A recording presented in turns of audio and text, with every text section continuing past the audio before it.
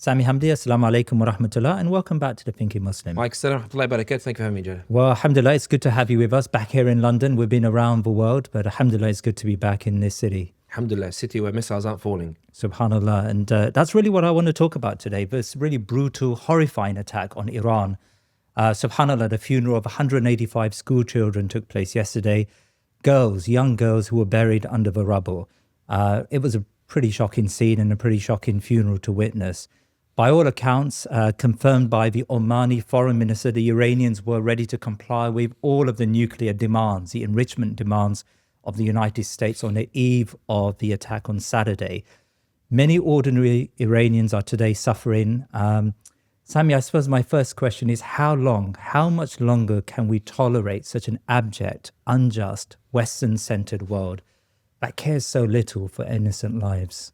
I've thought about this question for a while. The idea that when it's Western life that is taken, Western governments and Western leaders, rightfully so, commemorate, mourn, grieve, hold marches. We've seen the sophistication that's involved in recognizing the dignity of the fallen Western citizen, if that's what we want to call it. We say that the Western government doesn't give value to those lives. And I agree with you. I'm not denying that whatsoever. But I'm saying that who is first who should be giving that value to those lives? Who is first that should be mourning and grieving and giving value and giving dignity to those lives? The first actually should be Muslim governments. Because my view is that if Muslim governments give that value, then by extension, everybody else will give that value because they understand how valuable it is when a Muslim or a Muslimah or any citizen, whether they're Christian, Jew or the like in the region, when they die, when they see that the local governments give value to those lives, then it follows that everybody else, when they see that from afar, they know that the custom and tradition and courtesy is they should give value to those lives. But your question implies, why don't they give value to those lives? And I agree with you on that question. That's perfectly fine. But maybe we should flip it on its head.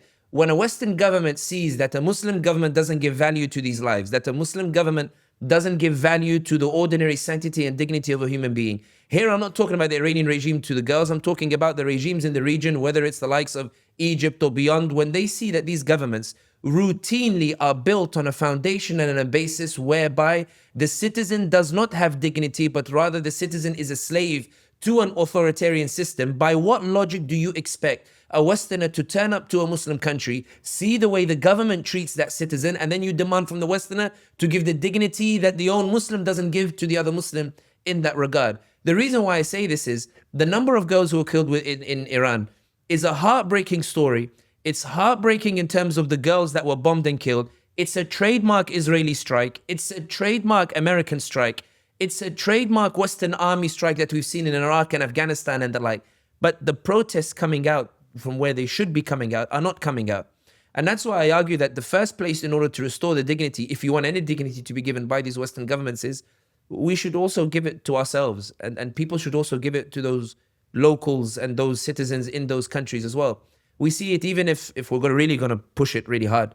We see even, for example, in some Muslim states where other members of the Ummah are pretty much in de facto terms enslaved. We don't even give dignity to those within our own Ummah. We bring them in as workers. We bring them in as de facto slaves. We make them 20 people living in a flat. And in the rent, if they get into a car accident with a prince or the like, we deport the worker rather than give justice to the worker when it's the fault of the prince or the fault or whatnot. All of these injustices taking place, we work them from 5 a.m. in the morning until midnight, maybe even then 7 days a week. And then we tell them that they should be grateful because at least they're here and getting a salary and they make more money than they would make in Pakistan or Bangladesh or these other places. In other words, we deny the very dignity to members of our Ummah when they come, while giving dignity to the Westerner when they come. And then we ask when the result of that cumulative treatment of those citizens is that nobody gives the proper respect to our sisters who were killed in that strike.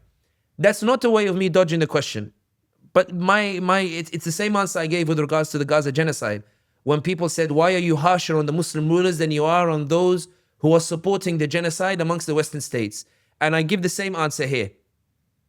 Is the American government doing anything unusual or different in its support for the Israelis in their genocide? No, they have always supported the Israelis. The only reason Israel survives is because of American support. Israel has always provided military tanks. Its bases are used to protect the Israelis.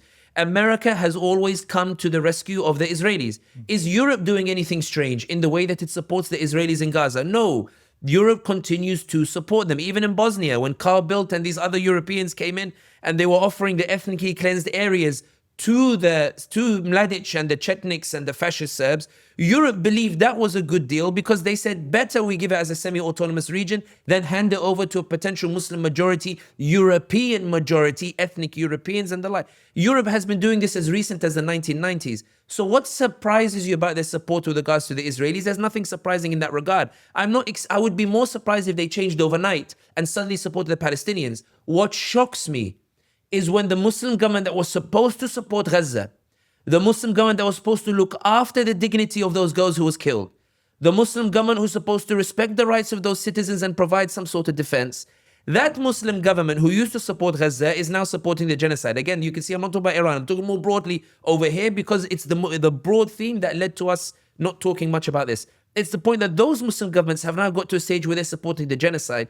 So to restore the balance, I want the Muslim government to step up first before I ask that Western government to step up. I will ask the Western government. We do it here all the time. We write to our representatives. We write the heinous crime. For those who are watching this, for example, and haven't written to their local representatives to denounce it, I would ask you, why haven't you written? The Prophet Muhammad sallallahu alaihi wasallam, from the middle of the Arabian Peninsula, in the middle of the desert, writes letters to the Emperor of Rome, to the Emperor of Persia, and to the Patriarch of Egypt to tell them that they need to change their ways and they need to respect that La ilaha illallah, the Prophet Muhammad is the messenger of Allah. They need to uphold the rights of the neighbors, uphold the rights of the citizens. The audacity of a man, illiterate orphan in the middle of the desert, to write a letter to an emperor. Did anybody write a letter, even the basic of Iman, to the representatives, at least to acknowledge and say, these were my sisters who were killed?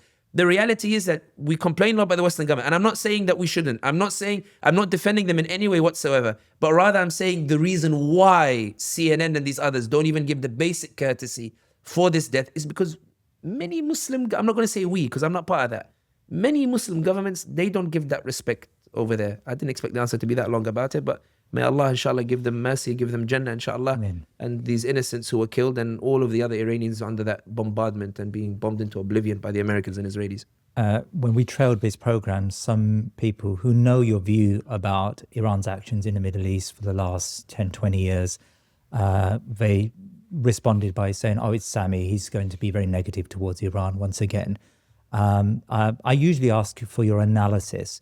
I want to ask you about your feelings. How did you feel on Saturday when the Israelis and the Americans bombed Iran? There is often an assumption that when you talk politics, it's like watching a stadium of two teams playing against each other.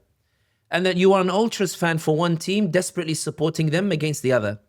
And that no matter what your team does, you will always support your team. I think that is a very flawed way of looking at politics, and very much in the modern Western party system, how we've adopted it. I think there is an assumption that in political analysis, that everybody loves to be right. I'll tell you a story of somebody that we know, but I won't mention who it was, and nobody will figure out who it is. This friend of mine gave me an analysis of what he thinks will happen in Turkey in 2028 with regards to the succession and how Erdogan is going to deal with protecting his legacy, given that it's still, everybody's worried about what happens in 2028. Is it Bilal Erdogan? Is it Seljuk? Is it Berat al-Bayrak? Is it Hakan Fidan? Is it Ibrahim Kalin? So anyway, he came out with a very interesting theory, which I won't express at this moment in time because I don't want to offend anybody. So he's not somebody with enough clout or a background whereby I would say he's an analyst you rely on. But it was a sound argument, but I have nothing to measure it with. One day we're sitting together, we went into somebody's house of an analyst who I take his opinion very seriously. I think he's a genius of our times. We were sitting in Sarajevo, sitting together, and every now and then I like to go see him privately to bounce my own ideas off him and also to share our analyses together so we figure out what's happening. Yeah. So I had just come from Istanbul at the time, so he asked me, Sami, what did you hear in Istanbul? What's your take? So we start going back and forth. And then he gave me his view, which almost was identical to the view of this friend of mine. So this friend got so happy, even though the outlook was quite gloomy. he got so happy that he had got it right. He stood up and he went, I got it right. You know, like I got it right. And then we're looking at him and we're like, even if you're right, the scenario is not a good one. Why would you celebrate the situation getting worse? Sometimes when you're talking, you get into this game like, what's my accuracy rating? Yes, did you see? You see somebody who'll tweet and he'll be like, I predicted this 1 year ago.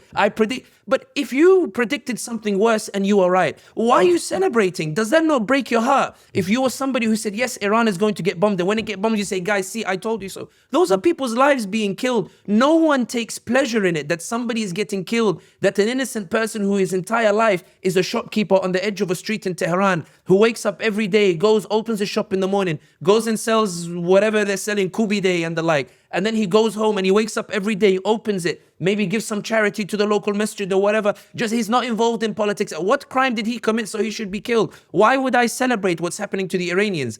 Even if I acknowledge that Iran's crimes in Syria, in Iraq and Yemen, my hope is not that Iran gets destroyed. My hope is Iran just stops.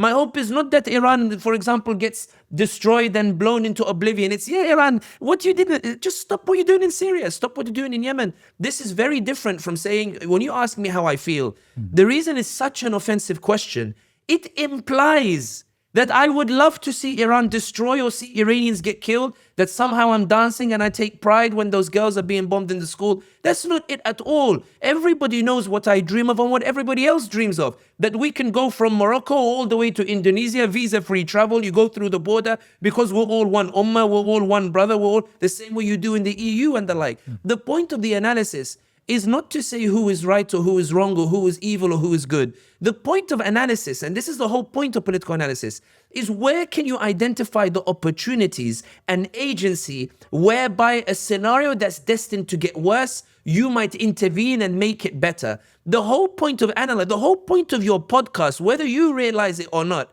is so that when the world says the Zionists control the world, we show they actually don't. They're actually losing public opinion in America. They're struggling to convince Trump. Netanyahu has to go 8-9 times to Washington to go and speak to Trump. Netanyahu is not as strong as you think he is. So the person listening says, oh, wait a minute. If they're not as strong as they think he is, what is it that's making the difference? Do I actually have agency? The point of analysis is, Ya ibadallah, the situation is not what you think it is. See it for what it actually is. See the confusion where Trump has no idea what to do in Iran. See the confusion where the Israelis have no idea what they want to do. They just want chaos in order to be able to take more land. See where the Saudis don't know whether they should join in with the Americans or whether they should lobby the Americans at the risk of incurring the wrath of the Israelis and getting the Americans to stop bombing Iran. See it from Bin Zayed in UAE, who doesn't know what he prefers, Iran getting destroyed and supporting the Israelis, or having Abu Dhabi get bombed and that oasis of security, the image being blown out of the water, no pun intended, being blown out of the water, whereby now no one moves to the UAE anymore because they remember those missiles being bombing down. Bin Zayed doesn't know what to do. Bin Salman doesn't know what to do. Trump doesn't know what to do. Netanyahu doesn't know what to do. The point of political analysis is not to say, Iran, let Iran get bombed. It's to say, Iran, you know there's a way back for you. Iran, you know if you stopped with the sectarian killings in Syria and in Lebanon, you do know people would be willing to live side by side with you. Everybody says it's some sort of Sunni Shia split or the like. It's not. It's an injustice that is perpetrated against a group of people where as a Muslim you say, Allahumma hadha munkar, this is something that is wrong. When Bin Salman does it to a Sunni Salman al-Uda, you ask Bin Salman, release the guy from prison. When Iran does it to its own Shia following, you say, Iran, stop doing this. Al-adlu asas al-mulk, wal-dhulmu mu'dharun bi kharab al-umran. Justice is the foundation of all dominion and oppression is what heralds. And it's actually interesting. I'll finish on this point so no one thinks that it's just a religiously motivated thing. I'm watching this Chinese drama called Growling Tiger, Roaring Dragon. It's about a civil war period in the 200 AD, real. It's based on a book called Romance of the Three Kingdoms. So in it, there's a character, the main character is Sima Yi. Sima Yi is known in Chinese history as a genius. Genius politician, genius general.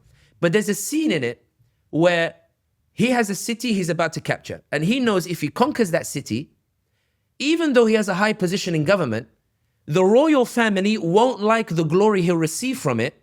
They'll use him to take the city and then kill him later. So anyway, he has a debate with his son, where his son says, Dad, maybe we shouldn't take the city. If we take it, we'll be killed. Let's retreat now and tell the emperor that we couldn't take it. And he tells his son, and he says, listen, why do you keep doing it in a Machiavellian way? The right thing to do is to take the city and liberate these people. Let's go and take the city and go and do it and see what happens afterwards. The point here being is you have your political analysis, but you also have what is good in this world. And I think the problem when you keep doing political analysis is that everything becomes like it's a game theory, matrix. It's, lobbying power. The reason the Prophet Muhammad sallallahu alaihi wasallam was so extraordinary in what he did is because he could have taken what we would call pragmatic decisions today. And he did take some of them. But he gave you a vision of a greater hope where the world could look so different. My vision of the world is not one in which Iran doesn't exist. My vision of the world is one in which we live side by side without the flag of Fatima al-Zahra or Hussein al-Hussein being raised in Yarmouk or in Syria and slaughtering Syrian kids as a result of it. It's just a case of just stop it. So I'm very offended by the question, to put it quite frankly. I understand why you asked it, but I think that the one who posed the question or who asked you to pose the question, and I'm going to throw it back, the reason the question was posed was, in their world, they are supporting their team. In my world, we support the Ummah, even if perhaps it is painful to accept certain realities. Recently, I met a viewer who told me something that stopped me in my tracks. The thinking Muslim didn't just inform him, it fundamentally changed how he sees the world. And that wasn't a one-off. A leader of the global Sumud convoy explained that one of our episodes moved him from passive viewing to meaningful action. A young man from Sudan shared that he learned English by listening to the show and is now inspired to serve the Ummah. Madrasas had integrated the podcast into their university curriculum. From day one, The Thinking Muslim was never meant to be just another podcast. It was built on a simple conviction that our Ummah deserves media rooted in faith, justice, and intellectual seriousness. Media that strengthens Iman while confronting the world honestly and courageously. We are now dubbing our content into multiple languages. We have launched new collaborations, including a program with Imam Tom Fakini and a youth-focused show for the next generation. And by taking The Thinking Muslim on the road, I have seen firsthand the hunger within our Ummah for substance, depth, and principled leadership. What comes next is even more ambitious. A history show told with meaning for today, a series on transformative figures, a political seerah, and content designed especially for children. The vision alone is not enough. To build studios, train presenters, and create professional media that can stand shoulder to shoulder with the best, we need sustained support from people who believe this work matters. Join us today, become a member at thinkingmuslim.com/membership. and help us build what our community truly deserves.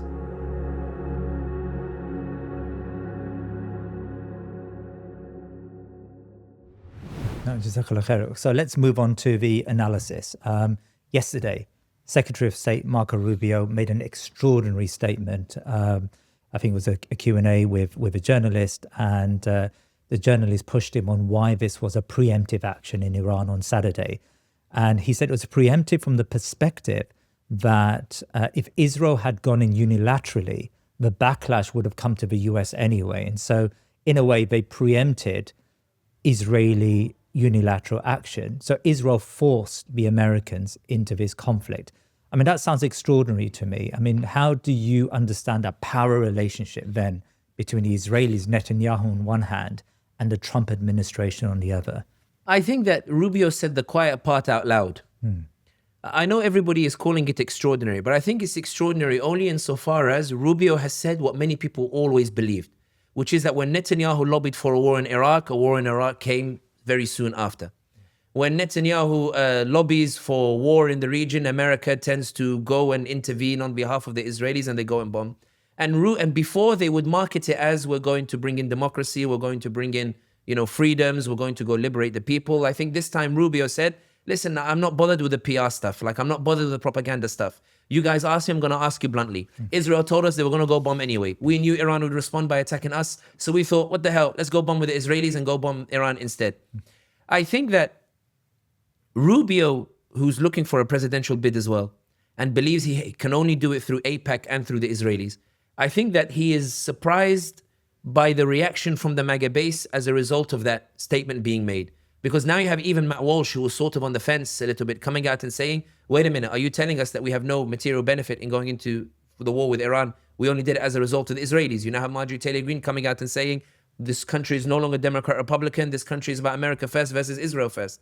To answer your question directly about the power dynamics, I think the power dynamics were made abundantly clear when Biden was president, in the sense that Biden looked at a Democrat base which was overwhelmingly pro-Palestinian. Biden looked at a Democrat voter base that very clearly told him that we don't want to support this genocide. Biden looked at an uncommitted vote in Michigan, which was a big blow to him, where his chief of staff or one of his campaign managers came out, according to Reuters, on the night of the uncommitted vote and said, this is a big disaster for us. We need to seriously start listening. Biden looked at that base, heard the screams and cries of his base, met with the families of the Palestinians. Layla Haddad, who we know very well, went to see Blinken as well, and Blinken told them that this is going to get way worse before it gets better. They knew what their base wanted. They knew what the American interest was, and they still went with the Israeli interest, which is to go and commit genocide and help to facilitate the theft of land, the humanitarian corridor to help with ethnic cleansing, humanitarian peer, to help send Marines in to help the Israelis when they were stuck in Gaza City. The point here that I'm saying is that Rubio didn't tell us anything new about the power dynamics. We always knew what those power dynamics were. What was extraordinary about what Rubio said is not only that he admitted it publicly, but look at the American reaction for the first time. The American reaction is not, we have to support the Israelis come what may because we support the Israelis and they're an important ally. The reaction is, wait a minute, we're letting US servicemen die for the Israelis. Why? Why are we giving all this money to Israelis? Why are we supporting the Israelis in that regard? The power dynamic suggests that Israel has this overarching influence over the US today, which led it into Iran. But I want to point to a couple of things that lead me to suggest that Israeli influence is cracking rapidly. First of all, you'll notice that the White House spokesman responded to Matt Walsh's tweet, suggesting that she's been ordered by Trump to respond to the growing rift in MAGA, in that Make America Great Again base, Trump's base, about the growing opposition to the Israelis, suggesting Trump is concerned about that base and has now deployed the White House spokesman to respond to Matt Walsh specifically, responding to the figures that are over there. Trump met with Tucker Carlson, who went to see him to tell him, please don't go to war with the Iranians. Trump meeting with Tucker Carlson after slating him online suggests that Trump is looking at his base and he's saying that, yes, I have the pro-Israel base, but I have a base that's increasingly anti-Israel. I could pay a heavy price for supporting the Israelis over here. Let me think about what to do over here. Tucker, come and speak to me. And he speaks to Tucker, and according to a New York Times report, he told him, listen, I understand what you're saying. I understand. He didn't tell him, shut up and stop talking about me. He goes, I understand what you're saying, but really, I have no choice. Not in a way where he's, maghluban ala amrih, which is like a saying which says when you have no say in anything whatsoever. But it shows that Trump is very wary about the debate that's taking place in his base. Netanyahu's interview yesterday, at the time of this recording at least, on Fox News, that's Trump saying to Netanyahu, listen, my base are really angry. And Netanyahu, the suggestion is that part of his convincing of Trump to embark on the attack on Iran is he pitched the idea that, one, it would be quick. It would be like a Maduro-esque experiment. We'll get rid of Khamenei, we'll do regime change. You can claim it as a hero, and we'll do such low casualties that everybody will say it's the greatest operation ever, and your people will celebrate you for it. Netanyahu going on Fox News, it's almost as if Netanyahu is saying, I need to make sure Trump feels like he's celebrated. So I need to go talk to his base. So Netanyahu goes on Fox News, and what does Trump tweet? Trump says, everybody tune in to Netanyahu's appearance on Fox News. It's Trump saying to his base, he sees them angry. He sees that they are concerned. He sees that they're turning on him. He sees that they're really angry with the Israel part. And he's telling Netanyahu, listen, you promised me that I'd benefit from this. You told me if I go in, my base would celebrate me. Go on Fox News now and go and tell them why we're doing this. Give the argument, because my arguments are falling on deaf ears. And Netanyahu, when you watch the interview, you can see him struggling, desperately trying to say, no, we're not controlling Trump. No, we're not pushing Trump to go and do it. The reason why I say this is the power dynamic used to be Israel says something, Biden jumps. Israel says something, Obama cedes. Israel says something, George Bush says how high. The point that I'm saying is that it appears that Trump may have ceded to Israel and gone with their plan with regards to Iran at Israel's behest, at Israel's pressure, at Israel's lobbying, at Netanyahu's hounding, 8-9 visits to Washington. But I'm still not sure if Donald Trump is entirely aligned with the Israelis in the way that previous presidents were, primarily because the narrative war that's taking place in MAGA and the push being made by the Israelis, desperately trying to convince MAGA that America has an interest in this, suggests that the Israelis themselves recognize they may have pushed it too far. And I'll finish what Tucker Carlson said, which was very interesting, even though I still find it quite extraordinary that people start quoting him quite often these days, given his history once upon a time. But in any case, it's like when you were saying earlier, how do you feel about Iran? When somebody flips, I welcome it. Tucker Carlson said, addressing the American population after meeting with Trump, that if we go to this war with Iran, it will be because the Israelis demanded it of us, not because we have an interest in it. And he said the reason the Israelis are pushing it is the Israelis believe this is the last chance they have to get America involved in a war of their choice, because the shift in public opinion has been so significant, with the Gallup polls now showing that a majority of Americans now, for the first time ever, now sympathize with the Palestinians more than they sympathize with the Israelis. Israel believes that the Congress that's coming after the midterms, where AIPAC is now a pariah, the Congress that's coming in the next election and the future Congress and future elections, when that public opinion now manifests electorally, Israel may no longer have the impact or the influence that it has today ever again. Donald Trump infamously or famously said that Israel used to control the Congress. I don't think they control the Congress anymore, indicating that even he's aware of that particular shift. When you ask me, what is the power, what does that tell us about the power dynamics with regards to Israel and US today? Once upon a time, I would have said that Israel has almost complete influence over Washington. Hamad bin Jassim, the former Qatari prime minister in 2018, he told France 24, it's on YouTube, anybody can find it. If anybody's looking for it, it's Hamad bin Jassim, France 24. It's about November 2018. Hamad bin Jassim is asked, why does everybody want to normalize with the Israelis? And Hamad bin Jassim says, when you see anybody getting close to the Israelis, it's not because they like the Israelis. It's because they believe that Israel is the key to the Congress and the White House. That was the case in 2018. The power dynamics of today, despite the fact that America and Israel are both bombing Iran, in my opinion, is that Israel's influence is cracking so much that Donald Trump may have gone along with them this time in Iran, but the PR campaign that's taking place suggests that if Netanyahu cannot convince Trump that his base will celebrate him for it, Trump is very capable of turning around and saying, no, enough. And I think the way that Trump keeps changing from we want regime change to we had candidates to replace him, but we killed them by accident, to we're willing to work with the regime just under a different name. I think the way that Trump has there's no consistency in his statement indicates that Trump has said to the Israelis, make this work for me, but if you don't, because this is your war, this could be, and we're waiting to see what the ramifications are of that. This Ramadan, in the sacred courtyard of Masjid al-Aqsa, thousands of worshippers gather each evening, waiting for the call to prayer, waiting to break their fast together. For many, this moment is more than a meal. It is a reminder of unity, faith, and resilience of the beautiful people who sit on the grounds of this beloved place. You can be part of this gathering by sponsoring a warm iftar meal for families at Masjid al-Aqsa. Maximize your rewards this Ramadan by feeding the fasting. Turn your compassion into hope. Visit btml.us/thinkingmuslim to learn more and give. So what are the war aims of Israel then? Like, what does Israel ideally want to achieve from this? I mean, we've heard that, and you've said it very well, that Trump has dithered on the aims. From day to day, he's mentioned different aims. Pete Hegseth almost turned it into an ideological war, like a war against Islam, when he conducted his press conference yesterday. Marco Rubio laid out very limited aims, like J.D. Vance, very limited aims. I think it was just a ballistic missile and naval capacity that he focused on. So there's a wide range of objectives that are being discussed within Washington. So there's an incoherency there in the strategic thinking of the Washington elites.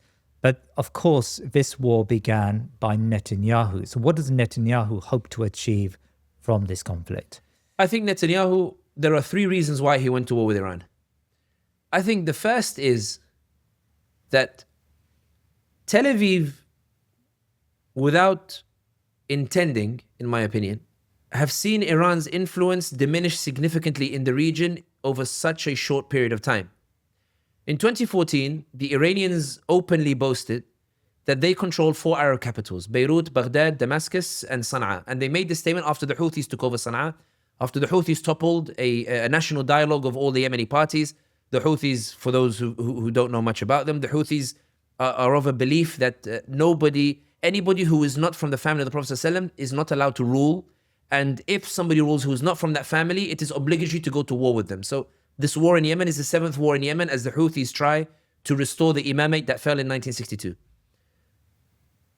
Netanyahu believes that given that Hezbollah has been now significantly diminished, Hassan Nasrallah is dead, the Hezbollah don't have as much influence anymore in Lebanon, the Saudis are now resurgent, Americans are resurgent, the government is being formed again in Lebanon. Given the events that took place in Syria, where Ahmad al-Shara' may not be Israel's ideal candidate, but certainly Ahmad al-Shara' reflects a defeat of Iran in Syria, albeit the Israelis are not sure now who's worse, Iranians or Ahmad al-Shara'. Given that Nouri al-Maliki, who in Iraq, who has been nominated for Prime Minister of Iraq, a comeback for an Iranian proxy, and the Americans are now stepping in, and Nouri al-Maliki, it's unclear whether he will be established as Prime Minister because the Americans are really pushing. Once upon a time, the Americans used to negotiate with the Iranians, and in many cases, the Americans used to have no choice but to accept the Iranian candidate in order to keep some sort of working relationship and stability in Iraq. The Americans now are able to push once more against the Iranians, and Nouri al-Maliki is scrambling to try to find some sort of deal between them.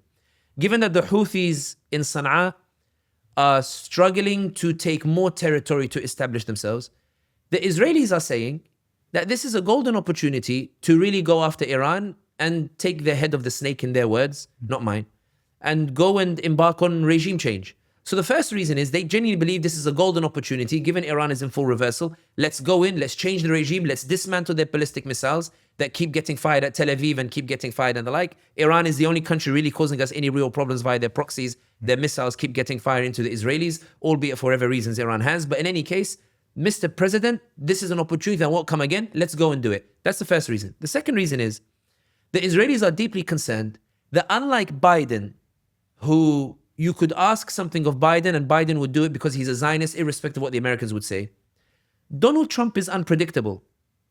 I haven't got permission to tell this story publicly from the individual, but I was with a prominent anti-Zionist Jew who speaks quite often. There are quite a few of them, so nobody will tell which one it is.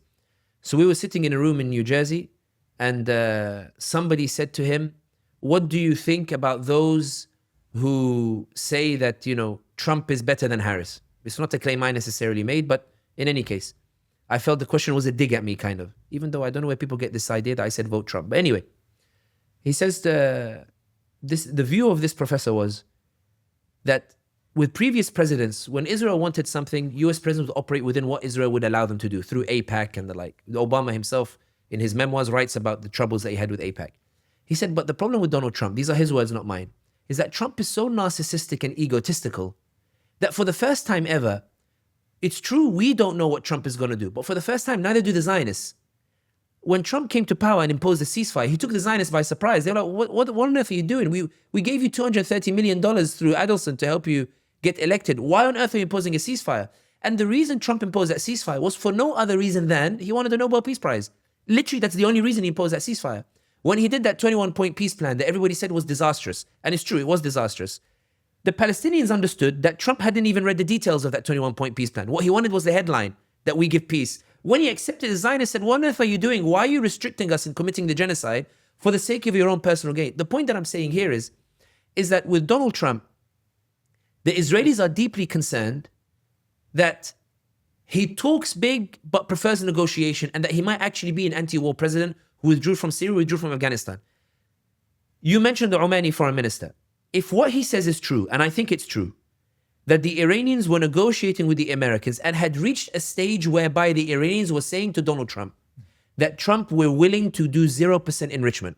When Witkoff, the week before, gives an interview to CNN, and they ask him, what's Trump's plan with Iran? And he goes, we're surprised that we've amassed all these forces around Iran, and they still won't give us any concessions, implying Trump's intention with amassing the forces was not to invade Iran, it was to show some sort of muscle. The Israelis are deeply concerned that Trump might actually arrive at a deal with the Iranians in the way that he's arriving at a deal with the Palestinians. Some people might say, what the earth does he mean deal with the Palestinians? I know the Gaza Board of Peace is disastrous. It's a horrible institution. But I would argue that the Gaza Board of Peace, the Zionists are also not happy with it because it contains Qatar, it contains Turkey, it contains states that Israel said were a red line in the negotiations with Trump. And also, Israel wants to go back and bomb and hit Gaza. They don't want an entity that suggests they won't be able to go in and annex Gaza. In other words, the Gaza Board of Peace may not be something the Palestinians are happy with, but it's also something the Zionists aren't happy with. That unpredictability of Trump is deeply troubling to the Israelis. The reason the Israelis preemptively went after Iran is because the Israelis were terrified that Iran and Trump might actually get to a deal. If they got to a deal, it means that the excuse of war that the Israelis keep using, why are they doing a ground invasion in Lebanon? Because we need to fight Iran. Why are they bombing Syria? We need to fight Iran or Ahmad al-Shara. Once you take that excuse away, what pretext does Israel have to achieve the greater Israel that the Israeli ambassador, the US ambassador Mike Huckabee told Tucker Carlson that they have every right, they can go wherever they want as far as they go to establish greater Israel. They need the pretext of war. The second reason they're bombing Iran is Trump is too close to a deal with them. So they go and they tell Donald Trump, and this is the point when you were saying about Israeli aims. I don't think they told Trump, let's do a campaign to invade Iran. I think the way they pitched to Trump was, Mr. Trump, what you did in Venezuela, wow, like that was amazing. That was extraordinary. Mr. Trump, I think you can do it in Tehran. I think Trump told them, I don't see how. So Netanyahu flew to try to explain to him, failed to convince him when Tucker Carlson went to see him. Netanyahu then flew again to Washington saying, listen, you can do it. Like, you can do it like Maduro. And Trump said, I'm not convinced yet. Netanyahu hasn't pitched this as a long-term invasion. He's pitched this as, do a Maduro-esque, get Khamenei. So they got Khamenei within like 1 or 2 days. They've only bombed Tehran. Netanyahu believes as long as we can prevent a deal that forces a ceasefire or peace in the region, as long as we keep any war alive, even with the Iranians, we can expand our borders. That's his second reason. And the third reason, I think the aim of the Israelis is that whatever happens in public opinion in America, maybe the issue is the Americans are angry at wars that don't produce anything, so let's give them wars that produce something. Let's work really hard to say to them, okay, Khamenei, he was your enemy, we killed him very quickly. Let's give them tangible aims. You're worried that they're turning against you, but we can make it so they don't turn against the Israelis. We'll give you a war where you actually produce something. So I think the Israeli aims, and your question was limited only to the Israeli aims, I think the Israeli aims have more to do with an existential crisis. The existential crisis of, let's get to Iran while it's weak. Let's try to give a win for our allies in the US so they can push back against public opinion.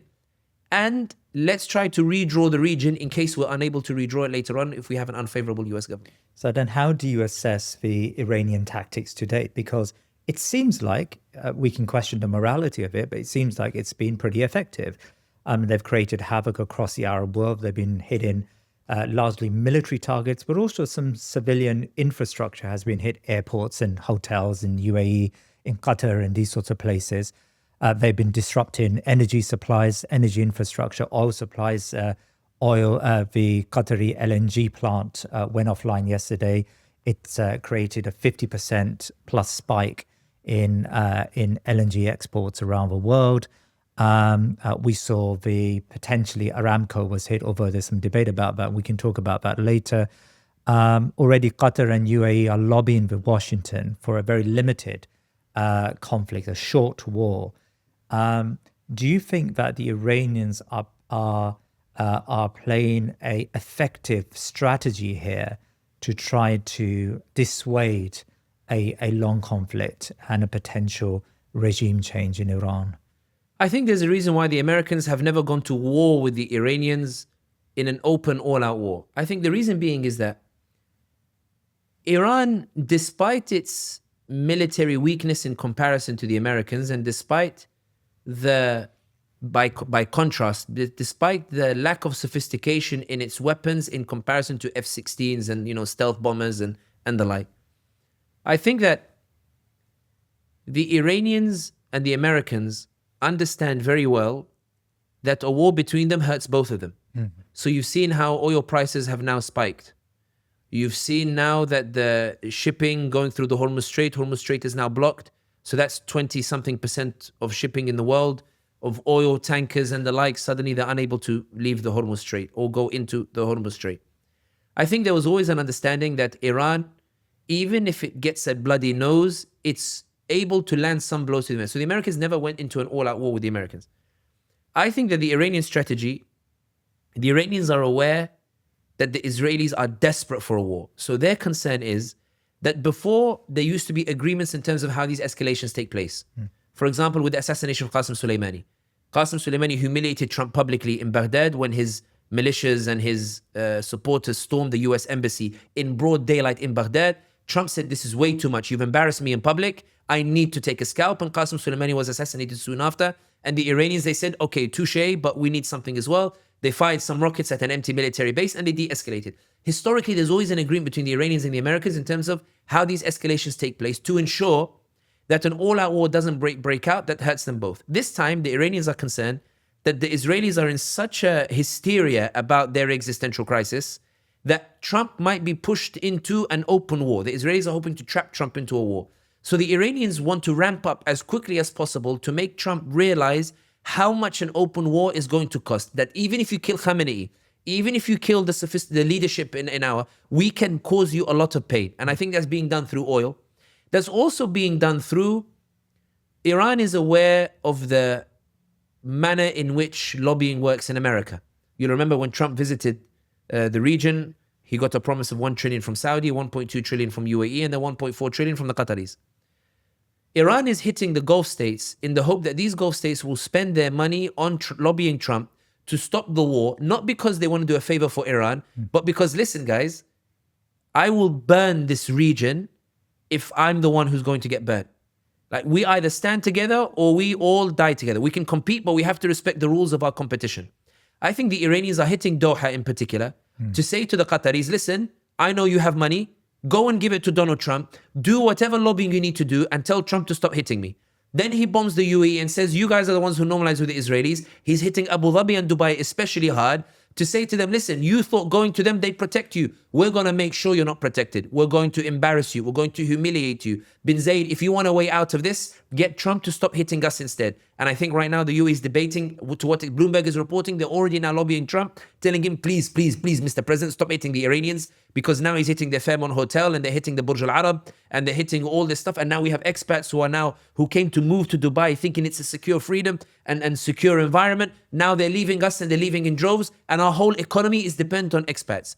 He's hitting Bahrain to say to the Bahrains, you who normalize with the Israelis, you have money as well, go and leverage, go and lobby Trump, tell him to stop. The Iranians, in hitting so many targets so far, they're trying to say the reality that you fear, we're going to bring it to reality, and the only way you can stop it is if you guys go to Trump and tell him, please stop hitting the Iranians, which is a tactic that could work.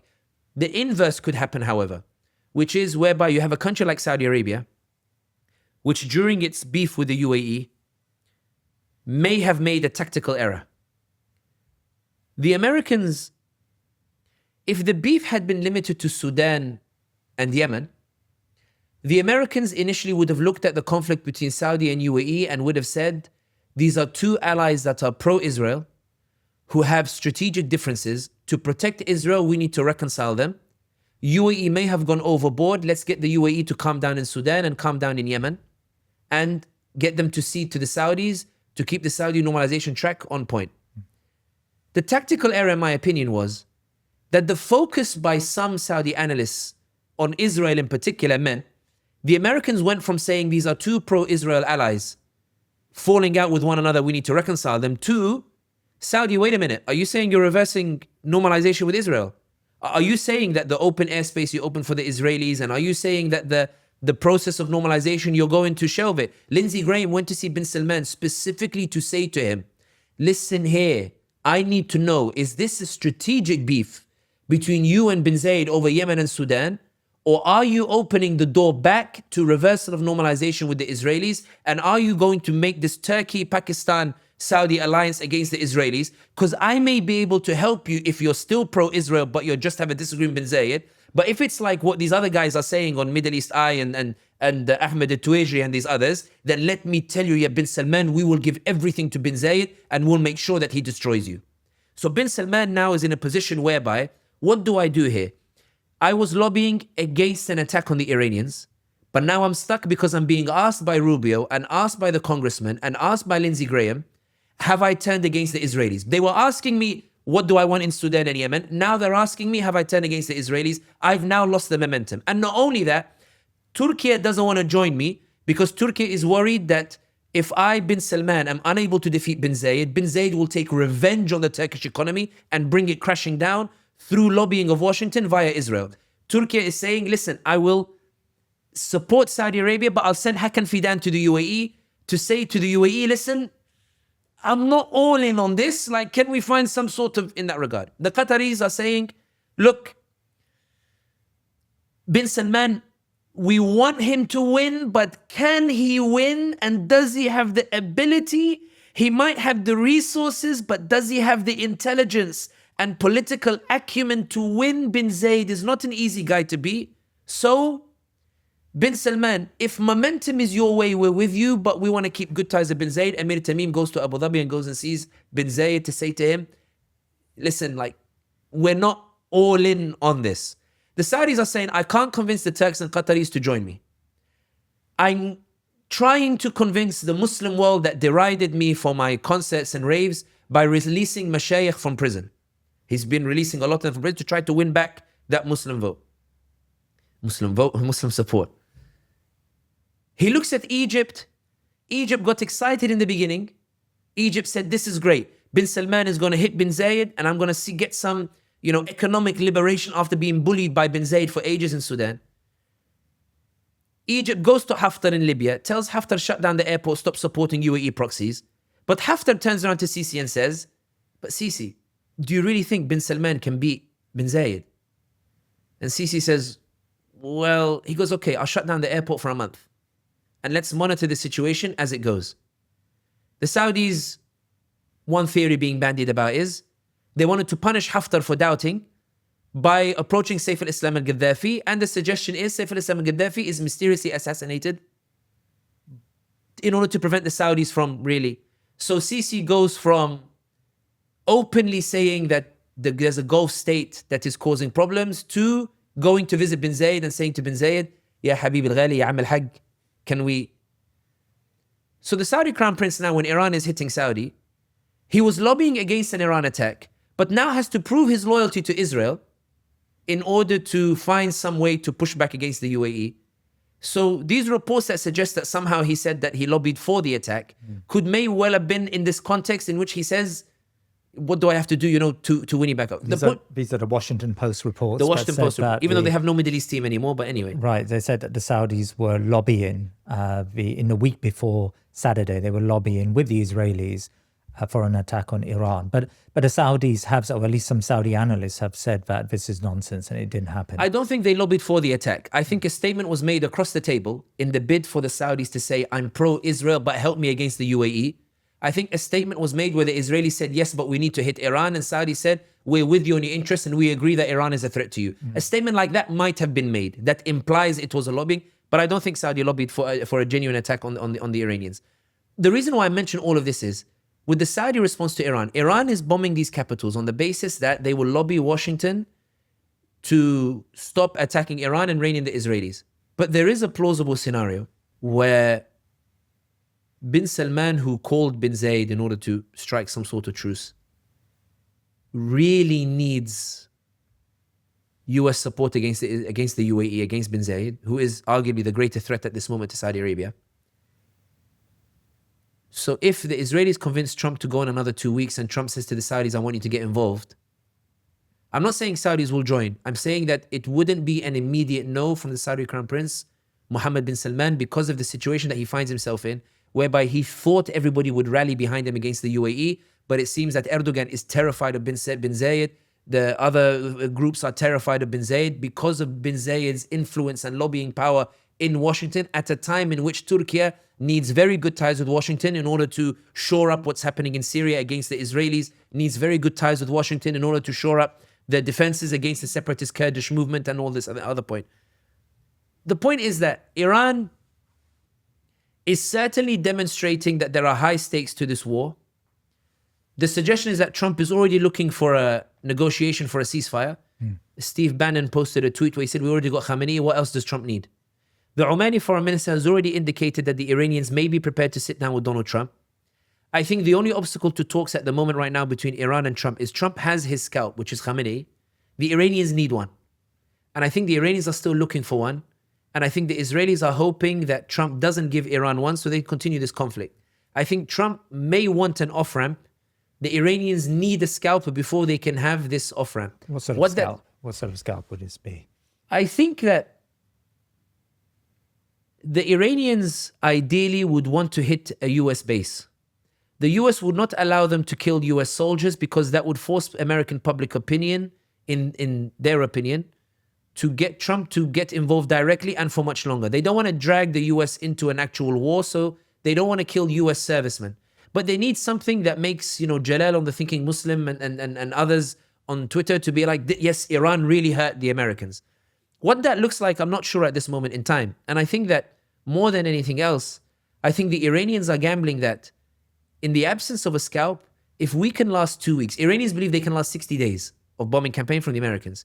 If we can last 30 days until people start saying that it's impossible for America to continue this war, and look how strong we managed to survive it, I think it's a time issue. It needs another 2 weeks before the Iranians turn around and say, look, we're still standing after 2 weeks. And I think that's what they're looking for. The Israelis are hoping within those 2 weeks, some American soldiers are killed by the Iranians. There were 3 jets that were shot down by Kuwaiti anti-air defense. Israelis tried to claim Iran did it. The same way that there's a suggestion that Iran might have done it with Aramco. The Saudis and Iranians are trying to play down Aramco. But the point that I'm saying is that I think the Iranians don't have a scalp, but they believe if we wait out 2 weeks, 3 weeks of bombing campaign, and the world says this looks impossible, this will be our climb down. So back-to-back question about Iran's tactics. From what I gather from what you've suggested there, that Iran, tactically at least, is succeeding. It's been able to find a attritional conflict here where it's not defeated anytime soon. It's using its weaponry, it's spacing its weaponry out and using it against civilian and military targets in such a way that it causes maximum damage, but also it creates a groundswell of opinion within the Arab governments that things need to be sorted very soon and we need to come to an end to this conflict. And of course, they're impacting international energy prices. So are we saying that tactically, at least, the Iranians are comfortable at the moment? I don't think necessarily that they're comfortable. I think that there are too many uncertainties that take place. I think if soldiers are killed and they prove that it's Iranians who killed them, how does Trump react? Does Trump react by saying that, okay, Marjorie Taylor Greene has a point, this price is going to be too high and I need to withdraw? Or does Hegseth come out and say, as has been suggested, that this is a holy war and Americans should die, as Trump said there will be casualties in this, and Trump decides that because now American troops are killed, now I have to really go out into a war, and they whip up this sort of, American fury, with Mission Impossible films and the like, and, Saving Private Ryan, and they go into Iran. There are too many uncertainties for Iran to feel comfortable. I think the ferocity of Iran attacking even those who are sympathetic towards it in terms of mediators, like hitting Dukhon port in Oman or hitting Doha in particular, I think suggests that the Iranians really feel like this could be quite desperate. I don't think the Iranians feel like their tactics are clever or that their tactics are correct. I think the Iranians are trying to say, let's play poker and let's go all in. Let's see how far you're willing to go before the first person blinks. And that's why I think the Omanis are really frustrated. I think when the Omani foreign minister goes publicly to talk about the deal or the negotiations, Omanis don't do that. And they don't normally do that. That indicates that the Omanis were deeply concerned that the Americans and the Iranians might have been sitting and talking and coming closer to a deal. But there's a third party that doesn't want the deal, that's keep pushing Trump towards a conflict. There is a Twitter account belonging to somebody who is part of the logistics of the negotiations in Oman between the Iranians and the Americans.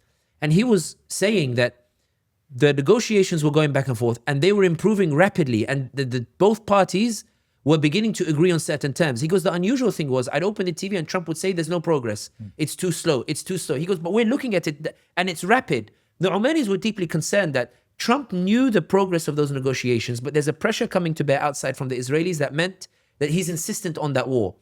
The Iranians, I'd be wary of saying that their tactics that they're doing, their tactics are clever or smart or whatnot.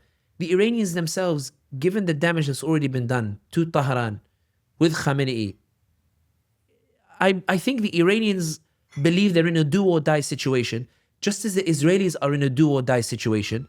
The only power that's not in a do or die situation is the Americans, who've been dragged in on the part of the Israelis, and the only referee who can stop this war are the Americans. So I think the Iranians are trying to lobby the Americans through bombing the Gulf states. The Israelis are lobbying the Americans through AIPAC. And Trump is in between two people shouting down his ear, and no one quite knows exactly what Trump wants from this. So just to focus in on again on the tactics of Iran, because of course they're hitting Doha, they're hitting Oman, they're hitting countries that have historically at least been operating in their favor, places of mediation. Is there a danger that maybe in the short term, the Iranians have this spray and pray type of approach where they're trying to create maximum damage? And as you said, they want to test how the attritional quality of the Israelis and the Americans and whether they can stand a long conflict. But at the same time, are they not losing Arab public opinion, especially in those countries that have historically been a little bit more sympathetic towards them? I'm not sure Iran cares too much about Arab public opinion. I think that when you look at their policies in Syria and Yemen and Lebanon over the years, I think it's abundantly clear that Tehran did not really care in any way whatsoever about what Arabs thought about the Iranians.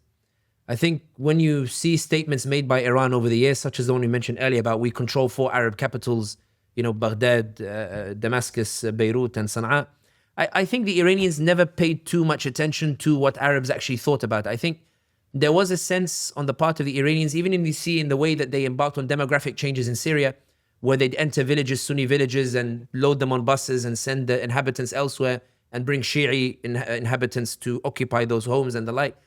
I don't think the Iranians have ever been too interested in Arab public opinion at all when they were strong. I think at this moment in time, they don't care either about Arab public opinion, primarily because they're aware how much they've lost Arab public opinion with regards to Syria. They're aware of how much they've lost public opinion with regards to Iraq. They're aware they've lost public opinion as a result of Yemen. I think more than anything else, the Iranians, in their desperation to find some sort of end to this war, I think they believe that if we can get these Gulf states to spend their money on Donald Trump, if we can get these Gulf states who have lobbying power over Donald Trump, they have influence over Donald Trump, if we get them to lobby on our behalf, then maybe they can stop the war. At this moment in time, Gulf states are too scared to offend the Israelis. This is Iran's perspective. They've been too scared to offend the Israelis to suggest to Trump that they don't want war. Often it's, how do I balance between the two? You'll notice, for example, like many statements, you won't find UAE's name on it. The reason you won't find UAE's name on it is because the UAE doesn't want to offend the Israelis. It wants to keep its name out of it, for example. Iran is saying that these Gulf states, you guys are worried about the Israelis, you need to fear me too. So I know you guys don't want to lobby Trump to end the war because you're worried about offending the Israelis, but I'm going to make sure that you have no choice but to go and lobby Trump. So I'm going to bomb you in that regard. And I don't care what you think of me. I don't care what the Arabs think of me. And that's always been Iran's position insofar as it went to embark on its project of establishing this crescent that goes from Tehran all the way to Beirut. So I don't think it's a big deal for the Iranians. I don't think they necessarily care. I think that for the Iranians, they believe that the power will win respect. And as long as we are powerful, people will have to deal with us whether they like us or not. And I think that's still the Iranian policy at this moment in time. Marjorie Taylor Greene, a former representative for Georgia, I think it is, on X, said that, and just like that we are no longer a nation divided by left and right, we are now a nation divided by those who want to fight wars for Israel and those who just want peace and to be able to afford their bills and health insurance. Is this really the key political divide in America going forward? I think that ever since Harris lost, and ever since Gaza played a decisive role in Harris's defeat, I think that there's been a growing realization that the issue of genocide has permanently altered the electoral considerations of ordinary Americans. When Mamdani won, many people tried to dismiss Mamdani as being a situation that is limited to New York because New York always produces radicals like AOC and the others. But then when you have elections like New Jersey, for example, where the incumbent, who was supported by AIPAC in the past and openly stated that he supports Israel's right to exist and supports Israel's right to defend itself and the like, this incumbent was concerned at the shifting trends amongst electoral public opinion and the growing sentiment that AIPAC is a pariah and anybody who AIPAC supports, people are going to vote against. So he came out and he said he didn't hold a stick from the middle. He still held it from the Israeli side, but he said, I support Israel, but I would condition aid. So AIPAC, fearing the ramifications of such statements, put up a candidate against him in the primary, in the Democrat primary. There was a candidate who in the beginning had no chance of winning, and a candidate who was endorsed by Bernie Sanders, but was a bit far off, who is pro-Palestinian, anti-Israel. As a result of that split between the two AIPAC candidates, this candidate ended up winning the New Jersey primary because everybody came out in order to punish AIPAC. There are reports that indicate that AIPAC no longer gives funds directly to people because they are concerned if they're seen giving directly to people, then the Americans will be galvanized into voting against that candidate because they took AIPAC money. So reports even that they are giving money now to Hakeem Jeffries or others. They're trying to find other vehicles through which to give money in order to support those particular candidates. I think that Marjorie Taylor Greene reflects a sentiment whereby the Americans are now voting no longer on the basis of Democrat and Republican, but they're now increasingly demanding from their representatives, prove to me you belong to America first as opposed to belonging to a foreign government. You have James Fishback running in Florida, a Republican, who openly has come out and said that the $380 million that Florida gives to the Israelis, I would stop giving it to the Israelis. Why am I going to give it to the Israelis when the Israelis don't bring benefit to the Americans? And my issue is with Florida first. I need to support Florida first. He comes out and he says that Israelis are trying to restrict our freedom of speech. I will protect the freedom of the American to say that there is a genocide taking place in Gaza. You have it on both sides, Democrats and Republicans. You have other candidates coming out and saying, I will not take donations from AIPAC. You even had, there was a poster that came out listing a list of candidates that AIPAC endorses. One of those there came out and said, I reject this endorsement. I reject this endorsement. I'm not associated with AIPAC in any way whatsoever. The reason I think that Marjorie Taylor Greene is saying it is because the genocide in Gaza and the outpouring of outrage that took place on social media and the exposure of ordinary Americans to those videos and those images that has left a permanent mark on the likes of Tucker Carlson, Candace Owens, and these others, who as Christians have turned around and said, as a Christian, I can't support this. That change is now permanent. Americans can't unsee what they've seen, and there's a new generation of Americans that are now deciding to vote. The main focus now is who votes for America. I mean, you're seeing now amongst the MAGA, they're saying, Trump, why are we doing a war on behalf of Israel? They're calling it Israel's war. Tucker Carlson saying if we go to it's because of Israel. Mike Huckabee did the interview and thought he did a good job with Tucker Carlson and then spent the next week tweeting all clarifications about why, because Americans were saying, you sound like an Israeli ambassador, not as an American ambassador. And Tucker Carlson in the interview says, can I express my outrage as an American that you seem to be defending the Israelis over the Americans, even going to the extent of celebrating the Israeli army over the American army. I think what Marjorie Taylor Greene is hinting at, or saying quite frankly, quite bluntly, is the reality of what's happening in America. People are no longer voting based on Democrat or Republican, or at least many of them are no longer voting based on Democrat and Republican. If you're a Democrat who supports AIPAC, they'll vote for another candidate. If you're a Republican who supports AIPAC, they'll vote for another candidate. The question now is, what does it mean to be American and what does America stand for? Because the narrative now is America is getting dragged into conflicts and giving money to Israel and not receiving anything in return except chaos, more wars, and the death of US personnel and the like. I think that how that manifests in the midterm elections, we're already seeing it.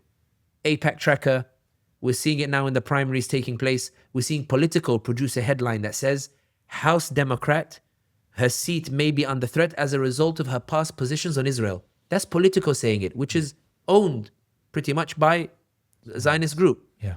There are Zionist, Axios is openly recognizing it as well, saying that now this is becoming a major issue. The Israelis are trying to respond with a narrative war that is failing miserably, and they've lost American public opinion in that regard. So I think this is why Tucker Carlson comes out and says, the reason Israel needs this war with Iran now is because after the midterms, they may not be able to get such a war again because the Americans are lashing out at the Israelis. And in the words of the ADL, they have permanently lost an American generation, and that generation is about to vote. So, Sami, how bad can it get for Iran? Donald Trump is promising a third wave, and he said that wave will be far more heavier in terms of losses for Iran than previously. What are the Israelis and Americans capable of doing? Donald Trump has to give his base or the American public opinion something that can justify going to war after promising to be an anti-war president. Whether Khamenei suffices is unclear yet. But I think also the Israelis want to keep going. But there's also another dynamic, which is that Iran may have committed a strategic mistake in hitting those Gulf states that we talked about. The reason why I say that is UAE, Qatar, Kuwait, or these smaller states, given their vulnerability militarily, it may well be that Iran's bombing campaign pushes them to lobby the Americans in order to end that particular war. But when you bomb Saudi, and Saudi turns around, and let's suppose that bin Salman decides not to lobby Trump, but to say, you know what, we're going to respond in kind. We will not allow it to be said that not only did you try to bully the region through the proxies, but now you hit us on the mainland as well. We have to respond in kind as well to show you we're not the same Saudi of the past that used to, calm down and used to do things in quiet or behind the scenes. We're going to hit you back as well. If Saudi Arabia starts doing that, what happens, for example, if Pakistan, for example, invokes its security pact with the Saudis? It would never invoke such a security pact against the Israelis or the like, but against Iran and against certainly it's very much a possibility it could invoke that security pact. And as a desire to win over the Americans and win over Washington while it's wrestling with India, it's already bombing Afghanistan, getting some stick for it. It may as well bomb Iran in that regard as well. What happens if Pakistan starts getting involved? If Pakistan and Saudi Arabia start getting involved with Donald Trump in hitting Iran, Erdogan doesn't want to be seen as the guy who sat on the side in the midst of a clear, once Trump finds the momentum, what becomes Israel's war now becomes Trump's war, and it becomes all more Trumpian. So Erdogan decides to say, you know what, we'll lend some logistical support to it. And we have an Iraq version too, where they go into Iran and this time completely dismantle the regime. Now, Iran may be different from Iraq in the sense of Iran is 90 million people. It will cause huge shockwaves across the region and the like. But I think that given the genocide that we've seen in Gaza, given Biden's relentless support for it, given that the international order has crumbled all around us, given that people aren't even pretending anymore, Mitt Carney of Canada came out and said, we used to pretend, now the reality is that we're not pretending anymore.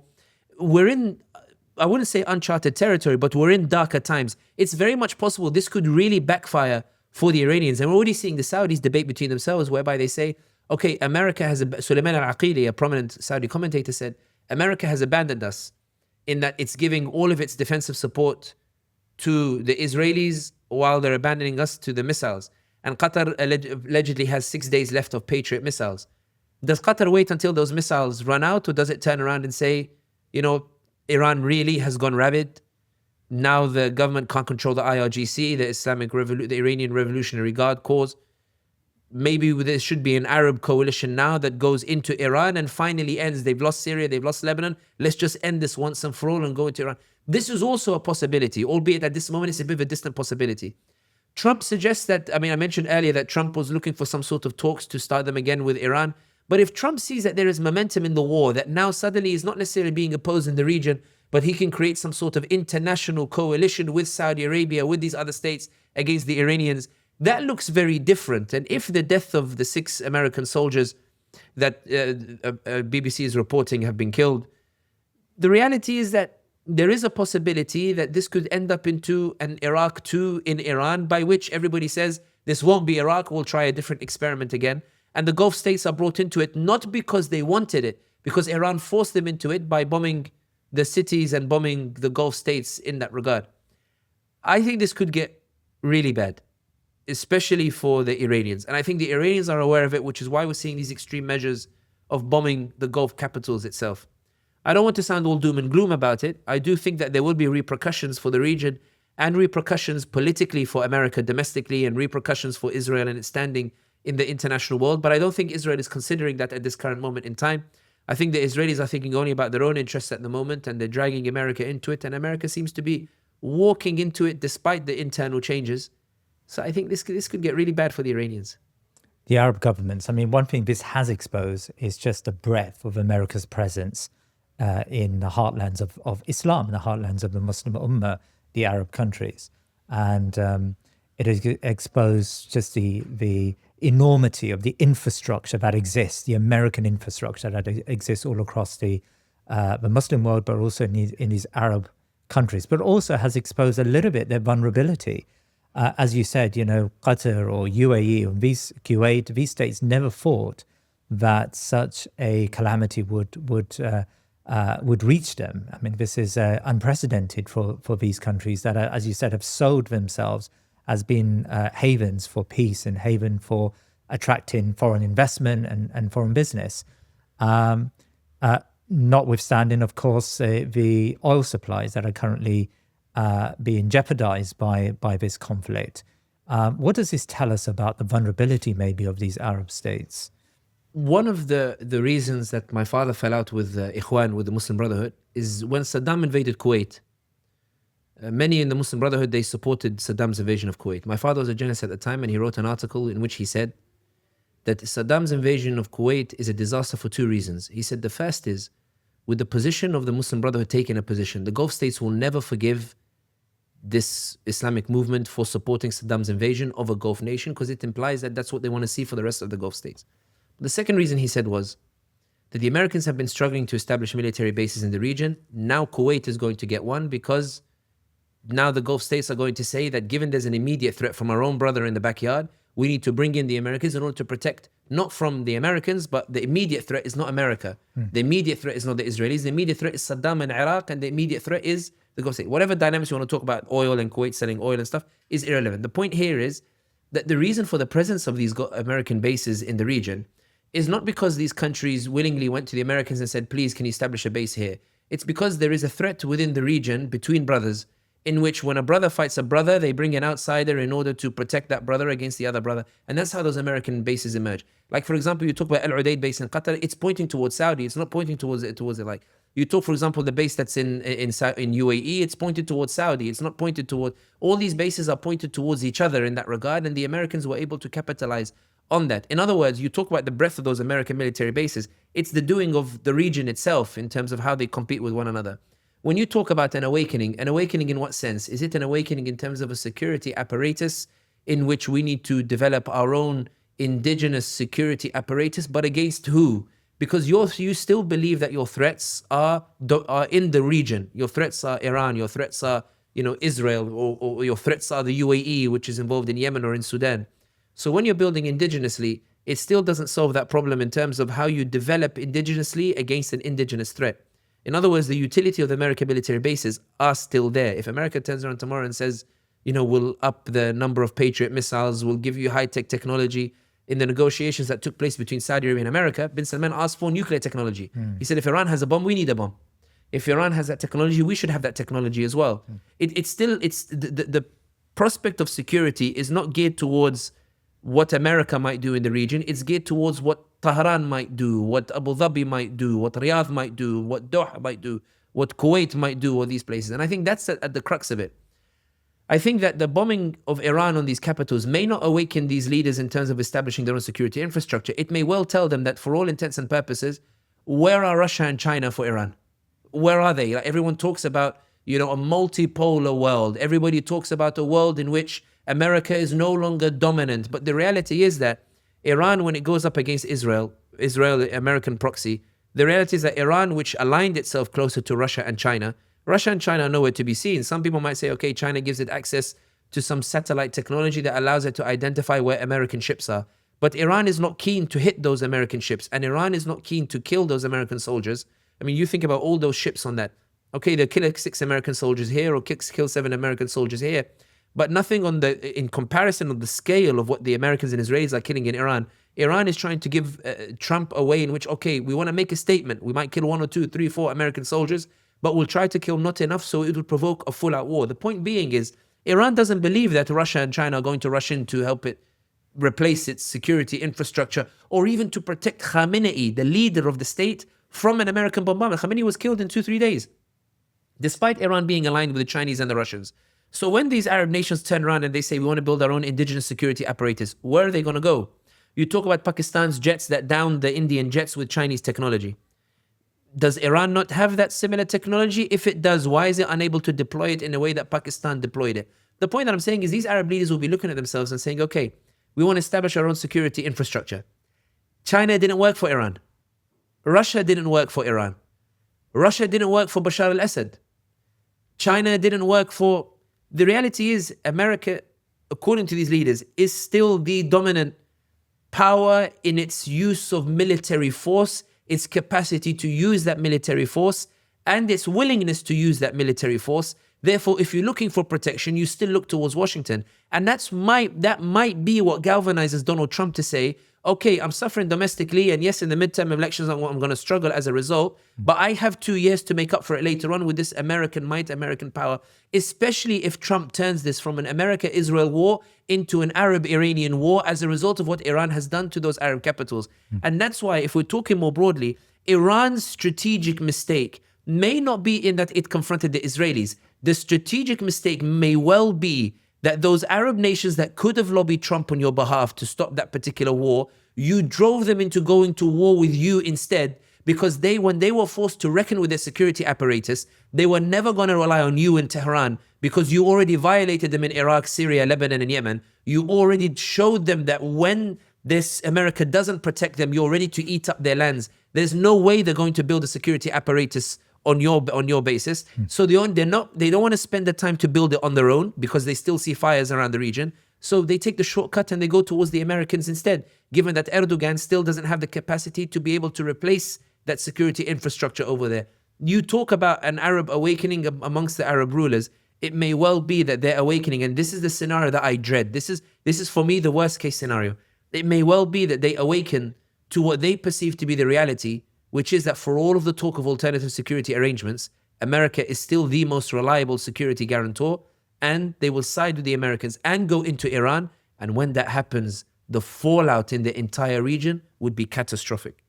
So all the discussion about hopeful talks post the breakup between the UAE and Saudi Arabia, hopeful talks about a Sunni axis. Even Netanyahu talked about this Sunni axis is forming in the Muslim world. You think that's just exaggerated? I don't think it's necessarily exaggerated. I think it's what Erdogan is trying to achieve. I think that Erdogan calculated from 2003 and even before that it is very difficult for Israel to accept a Muslim leader in charge, which is why I think Erdogan started slowly alternating here and there, but very slowly and surely re-Islamifying a Turkish identity that Ataturk sought to de-Islamize in order to secure some sort of acceptance and international recognition from the international community.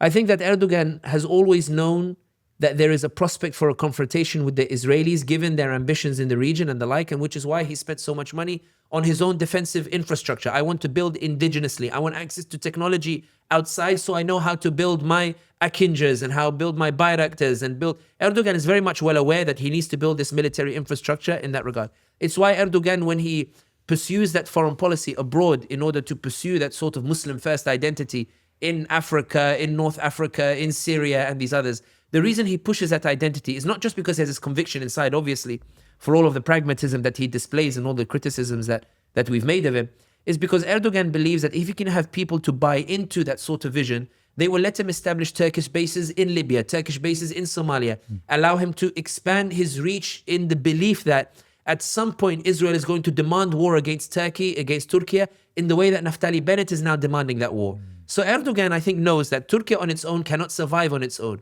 which is why when Imran Khan was in Pakistan, there was a rapid push in order to try to bring Pakistan on board. And when Imran Khan fell, Erdogan was deeply disappointed, but believed he still needed Pakistan, which is why he immediately brought Shehbaz Sharif and these others to say to them, can we still develop on our security ties that we've developed? Because we need to build this. Of course, Pakistan always tries to balance in the sense of we're worried what the Americans will do to us or the Chinese or the Russians. So they prefer to be a client state as opposed to an independent state that asserts itself.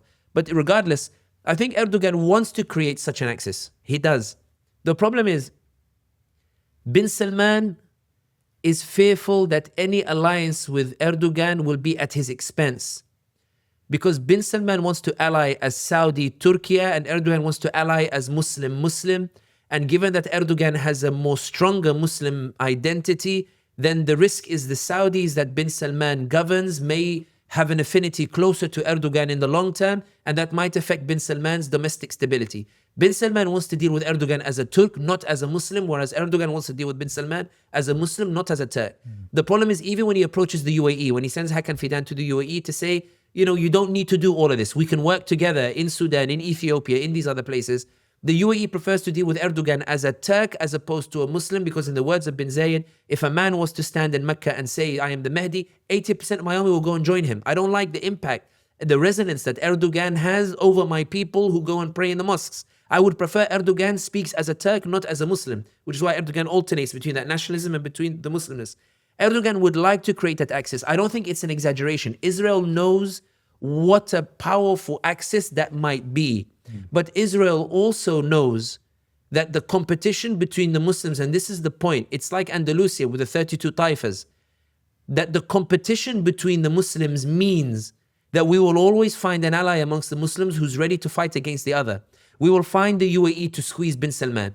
We will be able to find the Iranians to squeeze Saudi. We'll be able to find all of these allies. We'll be able to find the Iranians to help us in the Iraq war. People forget that Iran played a significant role in the Iraq war and in the aftermath and in forming the governments and in creating the institutions that are paralyzed today.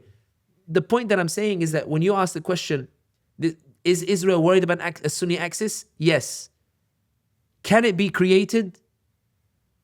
Some nations are trying, but some nations categorically do not want it. And it goes back to the point I made earlier, which is that the Saudis hit the UAE on the normalization of ties without realizing that they ruined what made bin Salman so effective against UAE. Consider this. If Turkey had gone after the UAE over Sudan and over Yemen, Washington would have accused Erdogan of Islamism and they would have probably sanctioned Turkey or Turkey, and they would have forced, this is what Erdogan fears, which is why he sent Hakafidan to UAE.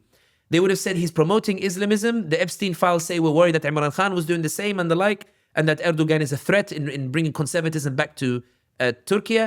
Erdogan would have to spend so much money lobbying America to tell them, no, but I'm still your NATO ally. But most likely, UAE could convince Washington to sanction Turkey the way Trump did in 2019 in the aluminium industry.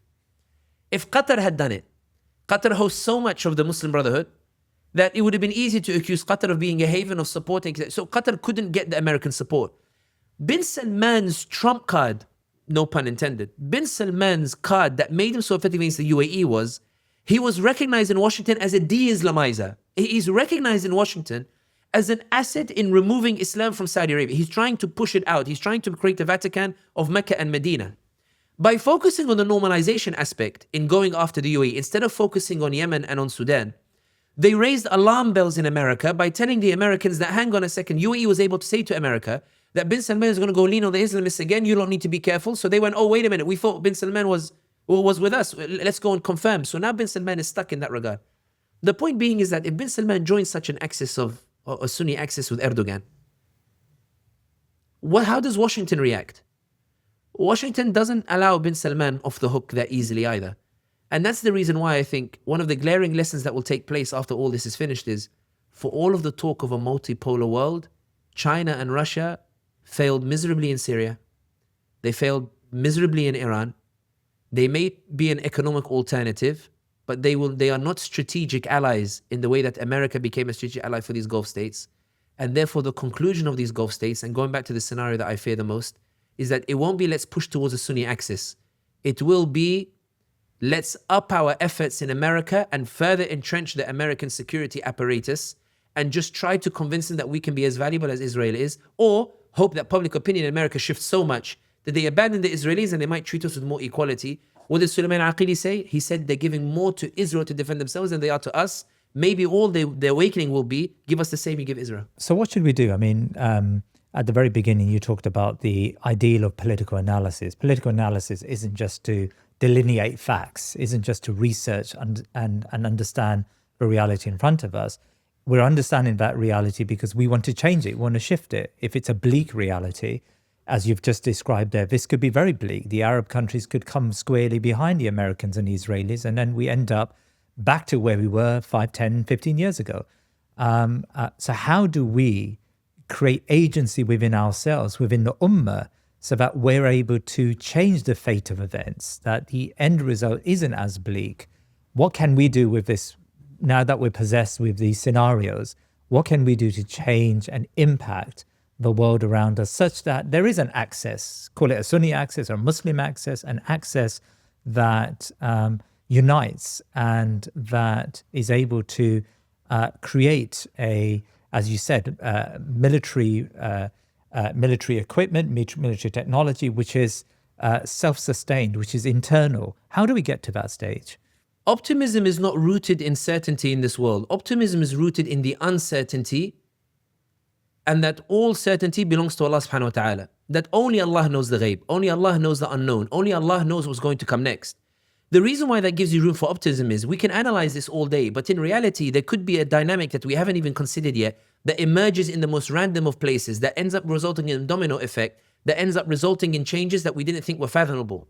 The reason why I say this is that you've asked me questions about the dynamics surrounding the Iranians, but the reality is that one of the reasons why we're seeing such loud narrative battles come out of Tel Aviv is because there is a dynamic that is emerging in the States and emerging in Europe, whereby public opinion is shifting in such a way that, as I said earlier, Israel believes this is the last chance that it has with this American population. What does that mean? That means that the Israelis are aware that for all of the strength they are manifesting against Iran, and for all of the brutality they are manifesting with the Americans against the Iranians, that manifestation of strength is not coming from a position of strength. It's coming from a position of weakness.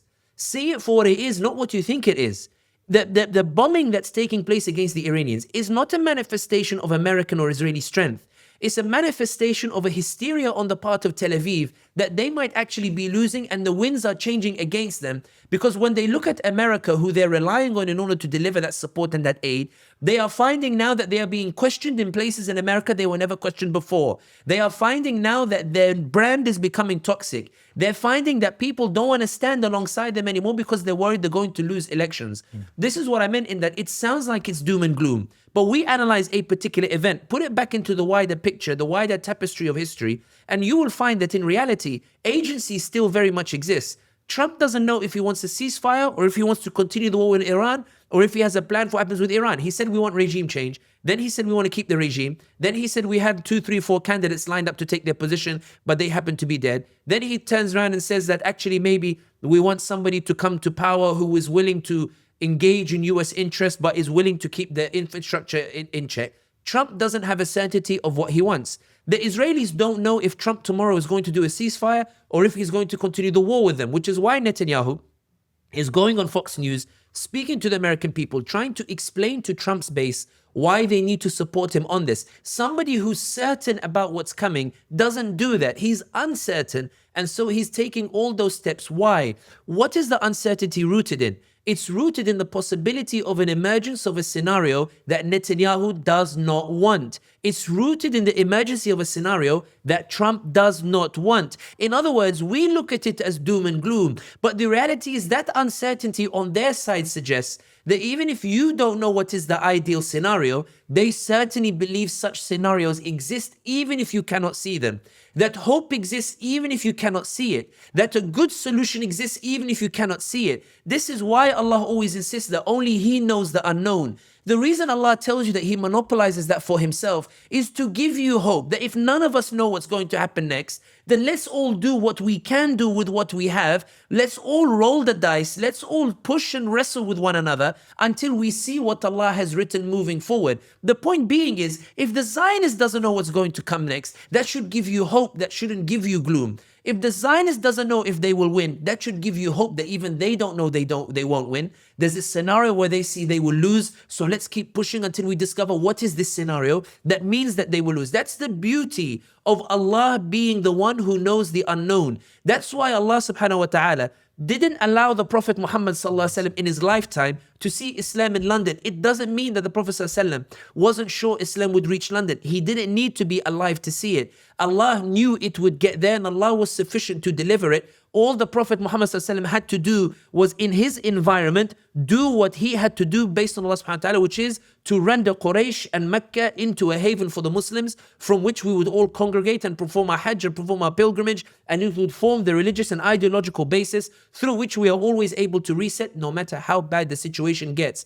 That's the beauty of uncertainty, in that yes, it can bring chaos, but in this uncertainty, it can give you hope. What happens in these midterm elections if AIPAC takes a walloping? What does Trump turn around and say? Does he turn around and say, as Biden did, and say, I don't give a damn about what happens inside America, I'm going to support the Israelis anyway? That's not in Trump's nature. Let's assess things politically. What is Trump's most likely reaction to a heavy defeat that is rooted in dissent over US support for the Israelis? Do you think Trump turns around and says, I'm going to support the Zionists again? He's going to tell them, no, I want to win again. Maybe I want to change the constitution. Well, I'm not encouraging these things. But I'm saying his reaction is, maybe I shouldn't have been so close to them. Maybe they're not as powerful as I thought they were. I'm going to go listen to the Tuckers more often, listen to the Candaces more often. I'm going to alienate the Israelis. This is what they're terrified of. In such a scenario, you have agency.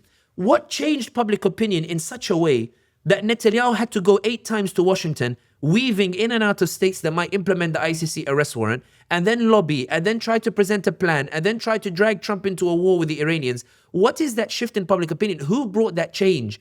The people who brought that change, Jalal, without any exaggeration, were not Muslim governments. It was not a coordinated campaign from any Muslim capital. It was ordinary people who chose to raise their voices, who chose to protest, who chose to mobilize. Here in the UK, we have this election that took place in Gorton and Denton, where all the polls suggested it was neck and neck. And in the end, it wasn't neck and neck. The Green Party won 40% of the vote. But what happened? How did the polls get it so wrong? They underestimated the impact of a people whose minds have shifted as a result of the genocide that took place in Gaza. Everybody is saying that that Lewis Goodall, analyst or presenter, I think on the news agents, came out and said, we need to reckon with the impact that Gaza is going to have in this election because it doesn't seem to be going away. The reason that shift has taken place, you were telling me it looks all doom and gloom, and I admit, somebody who listened to the analysis might think that, oh, this seems like it's going to be a worst case scenario. It's true, it could get worse. It could. It could be Yusuf alayhi salam, who's been in the well for so long, even though he's pulled out, he's about to be sold into slavery in somebody's house. It could be that after slavery in that house, he's about to be thrown into prison. It could be from calamity to calamity. It could be.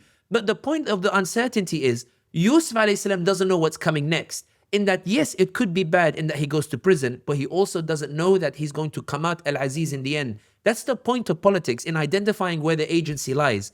That shift in public opinion in Europe and in the US should not be underestimated. There's a reason why Netanyahu spent $50 billion on TikTok. He spent it in order to silence the voices of ordinary people. Why? He wasn't upset that people were changing their minds. He was upset that people were changing their minds and then acting on it. He wasn't upset. Naftali Bennett said, 3,000 years, we couldn't convince people to like us. We're not going to start now, even though he's exaggerating. But in any case, what he meant was they're not interested in people liking them. They're not interested in people liking Israel. What he's concerned about in the shift in public opinion, he's concerned that because of that shift, people actually act and do something. They go and vote differently. They go and buy differently because of the boycott. They go and protest differently. They go and stand with causes they didn't stand before.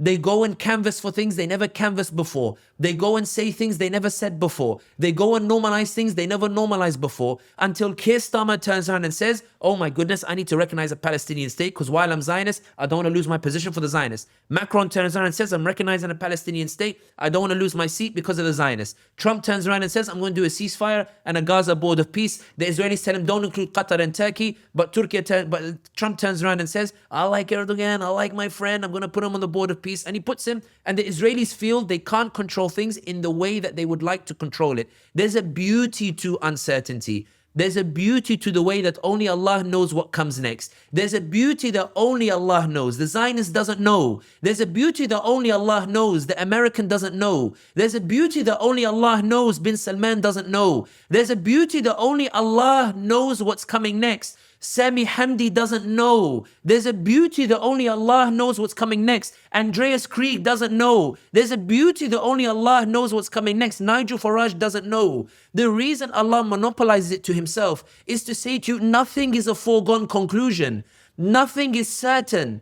Everything can change in an instance. Bashar al-Assad can fall in 10 days. The French can leave Algeria after 132 years. The British can leave Egypt. The Italians can leave Libya. Vietnam can be free. The Dutch can leave Indonesia, even after committing all of that genocide. The beauty of the unknown is you ask somebody who lived there, they'll tell you, I don't know when these French will ever leave. And when they left, they went, oh my God, they actually left. Ya Muhammad, Mabruk Alik, Al-Jazair Raj'at League. Oh Prophet Muhammad, congratulations. Algeria has been returned to you. The beauty being is that Allah returned it to you, Ya Muhammad. The point that I'm saying is nobody knows it. You ask anybody who lived under colonization, they will tell you, we thought we'd live our whole life under colonization. The unknown belongs to Allah, and the reason the unknown belongs to Allah alone is to give you hope, is to tell you that Netanyahu plans, but Allah plans, and Allah is the best of planners. Is to tell you that Trump and Hegseth are planning, and they may plan, and Allah is planning, and Allah is the best of planners. That Sami might plan, Sami might prepare and say, this is the way the map looks like, but Allah knows how to alter that map completely. The reality is that there is a beauty to the unknown. We tend to fear the unknown because we fear it will get worse. But those of old, the reason they love the unknown is because they knew Allah was in charge of it. They knew Allah was in charge of the unknown. وَكَفَى بِهِ وَكِيلًا, and He is sufficient to leave in charge of the unknown. The reason why they chose to walk when Musa ﷺ was scared is because he didn't know what was coming next. When Harun and Musa say to him, رَبَّنَا إِنَّنَا نَخَافَ أَن يَفْرُطَ عَلَيْنَا وَأَن يَطْغَى. What are they saying in this ayah? We're scared أن يفرط علينا أو أن يطغى, that He is going to take liberties with us and abuse us. So their assessment of what's coming next is they're saying to themselves that what's coming next is doom, gloom, and disaster. Allah doesn't tell them what's coming next. Allah says, لا تخافا إنني معكما أسمع وأرى. I'm with you. I'm seeing things and I can hear. Allah doesn't tell them, Pharaoh, you're going to defeat Pharaoh. You're going to win over sorcerers. Allah doesn't tell them the unknown. Think about it. He doesn't tell them what's coming next. He tells them, go move forward. I can see everything and I can hear everything. And that should be sufficient for you to move into the unknown. We fear the unknown, and that's fine. Musa ﷺ feared it too. But there is no excuse for not moving, because Allah is the one who sees and hears, as He heard and saw when Musa went to Pharaoh. Musa ﷺ did not know he would split the sea. Allah split it for him. Musa ﷺ did not know that he would beat those sorcerers. Allah defeated the sorcerers for him. The reality is Yusuf ﷺ did not know the meaning of his dream. He didn't know the dream. رَأَيْتُ أَحَدَ عَشَرَ كَوْكَبًا وَالشَّمْسَ وَالْقَمَرَ رَأَيْتُهُمْ لِي سَاجِدِينَ. Father, I've seen that the moon and the sun are prostrating before me, and I see 11 stars. They're all prostrating before me. Yaqub ﷺ doesn't tell him what the dream is about. Yusuf ﷺ doesn't know what the dream is about. Do you know when he knows the unknown? When it actually happens and it becomes known, he goes, this was my dream. This is what it meant. The beauty of the unknown is, I don't know what will happen with Iran. Only Allah knows. I don't know what will happen with the Arab states. Only Allah knows. What I do know is 100 years ago, they were all colonized. 100 years ago, the British were all there, and the French, and Sykes-Picot, and they did those borders. The British and the French are out, the Americans came in. I don't know what will happen in 100 years' time. Maybe they will watch this podcast and laugh and say, look how they thought it was like this, and it ended up like that. His status quo does not last. And the reason why I say this is, your question supposes in this doom and gloom, what can we do? Ibadallah, everybody is doing so much, even with regards to the boycott. وَفَمَنْ يَعْمَلْ مِثْقَالَ ذَرَّةٍ خَيْرًا. Those who do even atom of good deed, Allah subhanahu wa ta'ala sees it. That shift in public opinion in America is real. Now in the polls in the UK, the two leading parties are no longer Labour and Conservative, who supported the genocide. They are Reform and Green. I'm not saying Reform are good. I'm saying people are so dissatisfied with the way the status quo has been. They're now looking to two other parties. Americans are so dissatisfied with the support for the Israelis that Marjorie Taylor Greene is saying it's no longer Democrat and Republican. It's now America first versus Israel first. Why did that change happen? And this is the point I finish on. Why did that change happen? It didn't happen because of a grand multi-million-dollar campaign. It happened because an ordinary individual, a collective group of ordinary individuals from around the world, they finally believed their word can actually have an impact. They finally believed where they buy stuff can have an impact. They finally believed that their protests have an impact. They believed that as long as they moved, Allah could amplify it. وَالْعَمَلُ الصَّالِحُ يَرْفَعُ. The act that is done consistently, Allah elevates that deed. When they finally believed, they shook the realms of oppression. Those Epstein files came out and it's taking everybody down one by one. The reason why I'm saying is, don't assume this status quo will last. It will always change. The reason it changes is because everybody has agency. How you deploy that agency, you may not know its impact in Allah's grand plan, but it does have an impact whether you realize it or not, and we're seeing it across the world. And this is why we finish with Allah's words. Allah says, إِذَا جَاءَ نَصْرُ اللَّهِ وَالْفَتْحِ. When the victory of Allah comes, وَرَأَيْتَ النَّاسَ يَدْخُلُونَ فِي دِينِ اللَّهِ أَفْوَاجًا. And you see people entering your ranks in waves. They're entering in huge numbers suddenly. فَسَبِّحْ بِحَمْدِ رَبِّكَ وَاسْتَغْفِرْ. On that day when that victory comes, glorify Allah and ask for forgiveness. Why ask for forgiveness? Allah says ask for forgiveness because when that victory comes, it will come in a way we didn't expect it. We analyze here and the victory came this way. It will come in a way we're like, how did it happen? The Prophet ﷺ signed the Treaty of Hudaybiyah 3 years ago and already we're in Mecca. It will come in a way where Salah ad-Din al-Ayyubi is like, how am I going to take Jerusalem? He wins al-Hittin, he's like, oh my goodness, I can take it. It comes in a way where the Muslims say, how are we going to defeat the Mongols? And Saifuddin Qutuz and Baybars, they go and they defeat the Mongols and ended up turning the whole tide of battle. It comes when Umar Mukhtar knows he's probably going to die amongst the Italians, but when they ask him, Ya Sheikh, they have their planes and we have random cars and small handguns, how are we ever going to beat them? And he says, do their planes fly over the throne of Allah or below the throne of Allah? And they say they fly below the throne of Allah. He says, the one on the throne of Allah is with us. We're destined to win. And he looks Graziani in the eye just before he gets executed and tells Graziani, you can kill me, fine. But generation after generation are going to keep going because there's a book that tells us that only Allah knows the unknown and therefore it's always worth trying. Allah says when that victory comes from where you don't expect it, they committed genocide in Algeria in 1945, 17 years later, Algeria is free. They kill Umar Mukhtar, Libya is free within 20 years. All of these changes happen. When that victory comes from where you don't expect it, from where Umar Mukhtar's soldiers didn't expect it, ask forgiveness for the times that you doubted it was coming. Ask forgiveness for the times when you doubted that act that you did and the impact that it had. Ask for the times when you doubted and laughed that the shift in public opinion was irrelevant. Ask forgiveness for the times when you doubted the impact of the boycott and that Coca-Cola that you told your friend, what's one Coca-Cola going to do? Even though Allah said, فَمَن يَعْمَلْ مِثْقَالَ ذَرَّةٍ خَيْرًا يَرَهُ. Those who do even an atom of good deed, Allah sees it. Ask forgiveness for when that victory comes. It will come in a way only Allah knew it could come. In the dynamics only Allah subhanahu wa ta'ala knew that they existed. In a way only Allah subhanahu wa ta'ala knew it would come. You know when Allah talks about Talut alayhi salam, Allah subhanahu wa ta'ala tells Musa alayhi salam, tell your people to go into this land.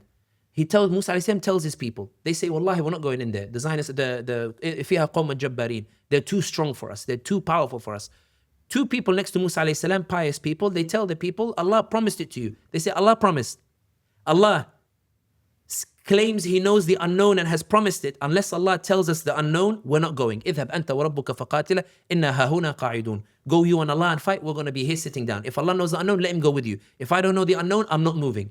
Even though there was a prophet amongst them, Allah forbade them from any sort of victory or glory. Allah left them humiliated 40 years. When Talut alayhi salam, the next generation comes, Talut's army marches, and when you read the story, his army are hesitant.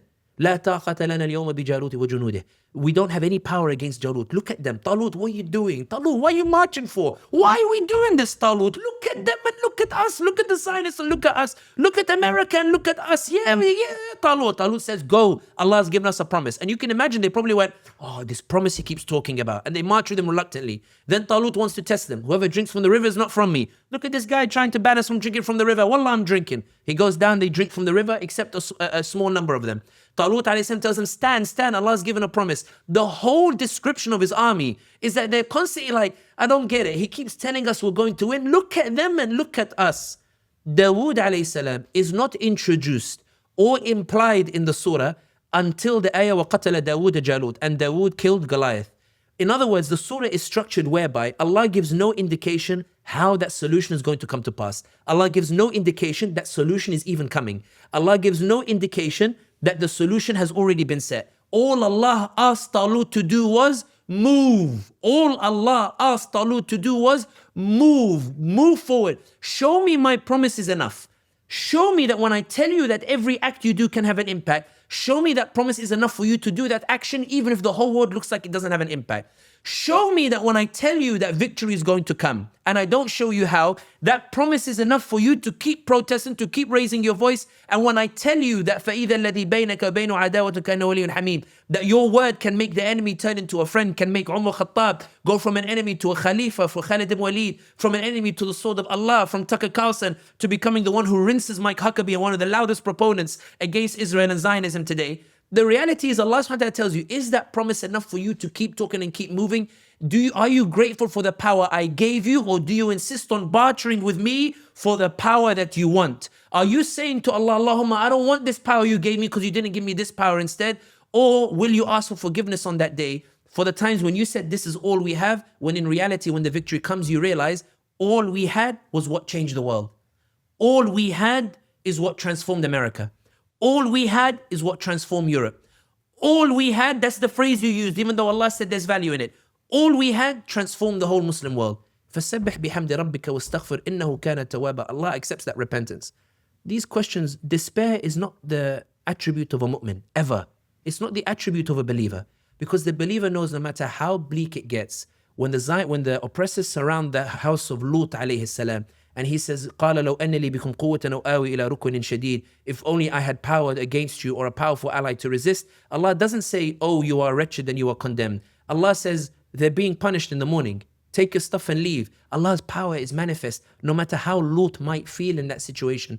Allah's power is manifest no matter how Nuh might feel in that situation. Allah's power is manifest no matter how much agony Maryam alayhi salam feels. Allah's power is manifest no matter how scared Musa alayhi salam is. Allah's power is manifest no matter how the companions say, when is the victory of Allah subhanahu wa ta'ala coming? Allah's power is manifest always. Despair is not from the believer. No matter how dark it looks, Allah is so magnificent. Just wait until He delivers it again. In the past 100 years ago, they were colonizers and they colonized the Muslim world. Today, they're not colonized because Allah put out feats of extraordinary feats that enabled that liberation. I can't wait to see what extraordinary feat He does that allows us to pray in Al-Aqsa, inshallah. Sami Hamdi, Jazakallah khair. Thank you so much. We have to break our fast now. Thank you so much for your time today. Assalamu alaikum. Now you've reached the end of this show, and the fact that you've stayed until the very end tells me that you truly believe in our work. Please consider making a one-off donation or becoming a member by visiting thinkingmuslim.com/membership. Now your contributions give you exclusive behind-the-scenes access and the ability to ask questions to our guests, and monthly calls with myself, my team, and our guests like Sami Hamdi. Jazakallah khair, and keep us in your du'as.